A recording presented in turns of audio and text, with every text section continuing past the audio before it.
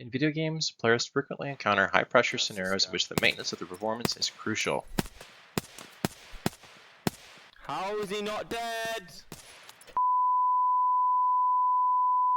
And yet many players find that their performance deteriorates when it's least desired. They choke. However, even in high-pressure scenarios, not everyone is prone to choking. For some players, the pressure enhances their performance, allowing them to clutch. Quite tagged up here from Luminosity, so Hiko definitely not going down without a fight. Oh wow, there's the first fast frag. Hiko gets a double. There's still 2 players left. They got no health on them. 13 and 3. Hiko creeping around the site now. There's still time. Oh my goodness, how does he do this? How does Hiko do it again? I want to know too, how does he do it? So why do some choke when others clutch? Well, for clutching, it's more likely to occur amongst skilled athletes or players who purposefully hone such a state. It's positively associated with increased experience with competitive gaming, and negatively associated with social anxiety. Choking, on the other hand, players must feel it is important to perform well, and it's positively associated with a tendency towards reinvestment, which is reverting to an earlier stage of learning when faced with pressure. Alternative theories focus on undesired shifts of attention. So choking and clutching are studied quite heavily in the context of athletic performance, and one theory that has been applied to understanding the way that athletes handle pressure is a theory of action versus state orientation. This is a relevant theory that could also be applicable in digital games and help explain why similar circumstances result in different responses. Action state orientation describes individual differences in the ability to self-regulate.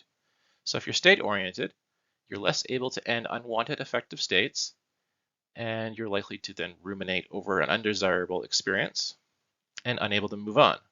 If you're action-oriented, you're more likely to overcome unwanted affective states.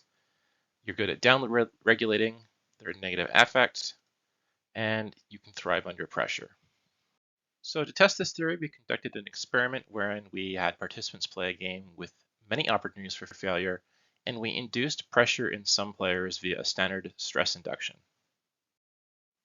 Instead of pressure coming from spectators, teammates, or opponents, as it does in online multiplayer games, we employ a standard stress induction to put half of our participants under pressure.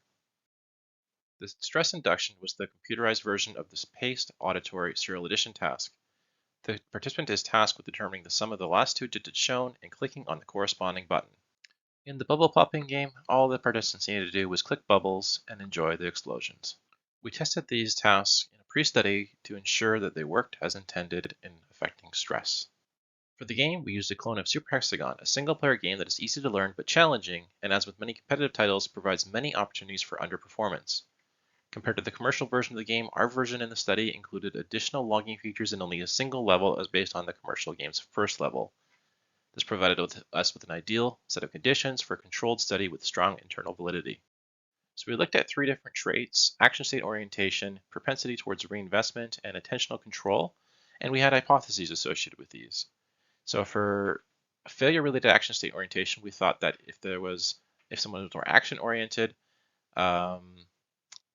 they would perform better under stress and worse when not stressed. If someone was had a higher propensity towards reinvestment, they would have worse performance when stressed. And if someone had increased attentional control, they'd have better performance when stressed.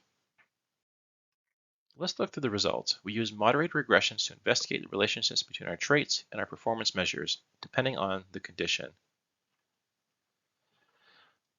So I'm going to help you read these, and we're first going to look at this average time alive chart. So this axis here, which is the same as the other charts, is for failure-related action state orientation.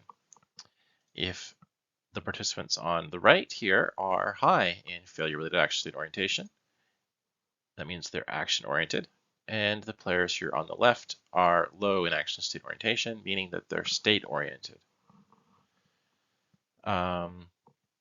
Okay, now let's look at the colors. So the red line is for the bubble popping game, which means that the participants here were less stressed than the blue participants who did the auditory serial addition task. So let's first look at the participants who were less stressed.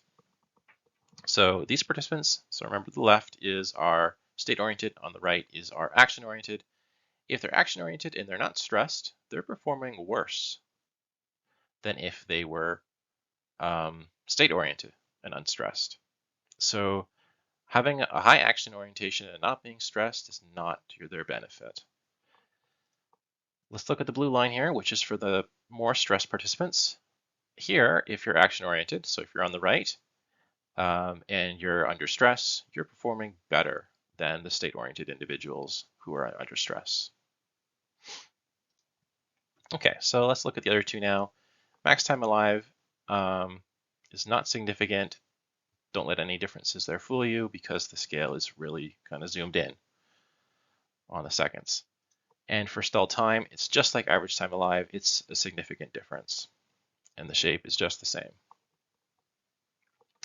Okay, so this supports our hypothesis relating to action state orientation, which was that increased failure-related action state orientation would result in better performance under stress and worse performance when not stressed. Okay, so now that we know how to read these charts, I'm going to go through the other two traits a bit more quickly. So here, this axis now refers to reinvestment. So if you're on the right, you're higher in your propensity to reinvest than if you're on the left.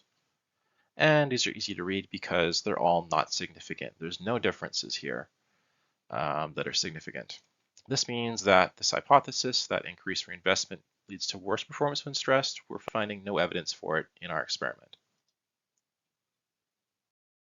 And for attentional control, same thing here. This axis now refers to attentional control. If you're on the right, you're higher in it. And just as the same, there is no significant differences here. So attentional control does not lead to better performance when stressed. There's no support for our hypothesis here. So with the three traits that we looked at, we only found support for action state orientation as a trait that affects performance under pressure. And just like we predicted, players perform better under stress if they're high in action state orientation, and they perform worse when not stressed. And of course, if you're state oriented, you perform worse under stress. So a well-studied theory in motivational psychology, action state orientation provides a useful theoretical lens through which we can understand clutching and choking. And traits such as reinvestment and attentional control may still be more relevant when studying specific channels of failure, but action state orientation allows for more broadly applicable insights into performance.